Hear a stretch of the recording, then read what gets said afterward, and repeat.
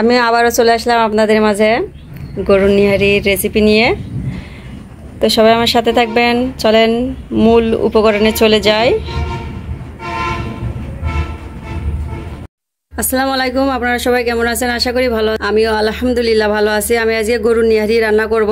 তো আমি এটা ধুয়ে কেটে পরিষ্কার করে নিয়েছি, এখন রান্না তুলে দিব। তো আমি এখন নিহারিটা তুলে দিব, এই জন্য আমি এখানে সরিষা তেল দিয়ে দিচ্ছি পরিমাণ মতো। আমি তেলের ভিতরে 1 চামচ জিরা দিয়ে দিলাম, আর জিরাটা আমি আদা রসুনের সাথে বেটে নিয়েছি। তো জিরাটা ফুটে উঠেছে, আমি এখন পেঁয়াজ দিয়ে দিচ্ছি। পেঁয়াজটা দিয়ে আমি ভালোভাবে হালকা করে বাদামি করে নিব। আমি এখানে 4টা তেজপাতা দিয়ে দিচ্ছি। আমি এখানে দারচিনি দিয়ে দিচ্ছি 6-7টা। এখানে কালো এলাচ, সাদা এলাচ দিয়ে দিচ্ছি 7-8টা। আমি এগুলা দিয়ে ভালোভাবে ফ্রাই করে নিব। আমি এখানে আদা রসুন আর জিরা ব্লেন্ড করে নিছি, আমি দিয়ে দিলাম। আদা রসুন দিয়ে আমি ভালোভাবে কষে নিব ইনশাল্লাহ, যাতে আদা রসুন গন্ধটা চলে যায়। তো আমি ভালোভাবে কষে নিচ্ছি। আমি এখন অল্প একটু পানি দিব। আমি এখানে স্বাদ মতো লবণ দিয়ে দিচ্ছি, আন্দাজ করে দিব ইনশাল্লাহ আপনারা।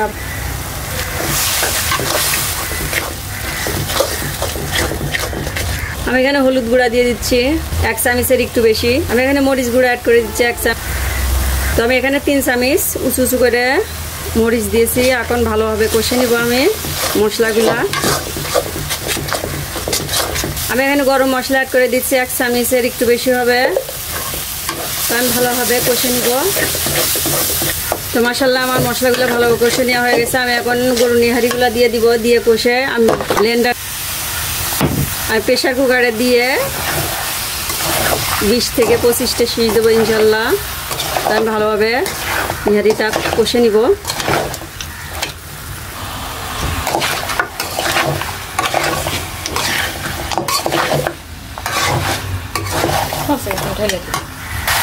তো মাশাআল্লাহ আমার ভালোভাবে অফ ক্যামেরায় কষানো হয়ে গেছে। আমি এখন প্রেশার কুকারে দিয়ে দিব। তো আমি এখন প্রেশার কুকারের ভিতর দিয়ে দিচ্ছি। তো আমি এখানে পরিমাণ মতো পানি দিয়ে দিয়েছি। তো আমি এখন থেকে 25টা সিটি দিয়ে নিব। তো আমি এখন ঢেকে দিচ্ছি। তো আমি এখন নামাই নিব। তো মাশাআল্লাহ আমি নিহারিটা ঢেলে নিয়েছি। আমি এখন জিরার গুঁড়া অ্যাড করে দিচ্ছি 1 চামচ। তো জিরার গুঁড়োটা দিয়ে একটু মিশাই দিই। তো মাশাআল্লাহ আমার তৈরি হয়ে গেল গরুর নিহারি। এটা রুটি বা পরোটা দেখে অনেক টেস্ট।